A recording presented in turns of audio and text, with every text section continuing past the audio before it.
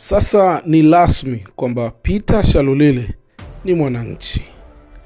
Mara baada ya kuwasili, Shalulile alipokelewa kwa nyimbo, ndelemo na vifijo kutoka kwa maelfu ya wananchi waliojitokeza kumkaribisha rasmi ndani ya familia ya Yanga.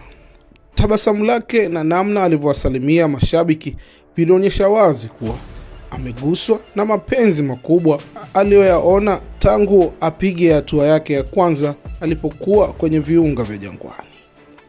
Lakini kilichowavutia wengi zaidi ni kauli yake ya kwanza. Shalulile amesema safari yake ya kujiunga na Yanga haikuwa rahisi hata kidogo.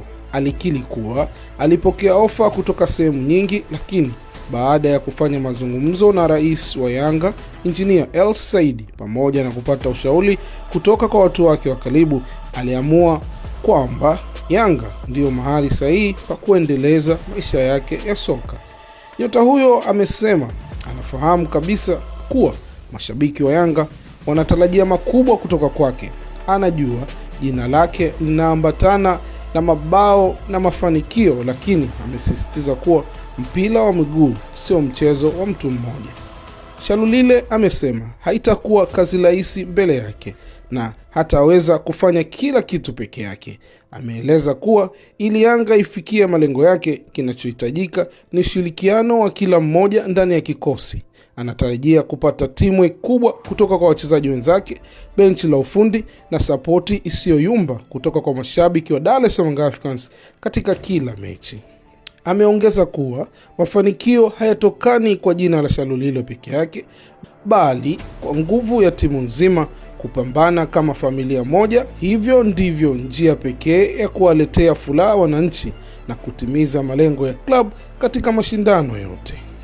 Na alipoulizwa ni jambo gani analolisubiria kwa hamu zaidi, Shalulile hakusita kujibu anasubiri kwa hamu siku ambayo atavaa jezi ya Yanga kwa mara ya kwanza na kuingia uwanjani mbele ya maelfu ya wananchi. Amesema hiyo itakuwa siku ya kipekee katika maisha yangu ya soka na naamini itakuwa mwanzo wa safari yangu mpya ya mafanikio nikiwa Jangwani.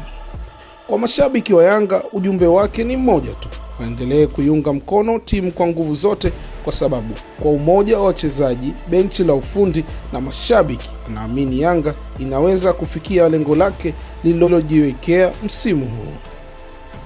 Sasa macho yote yanaelekezwa uwanjani baada ya mapokezi makubwa na kauli zilizojaa matumaini.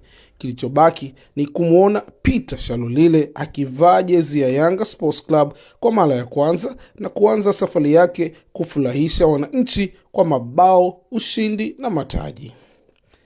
Hii ni LK Plus. Mpaka wakati mwingine, asante.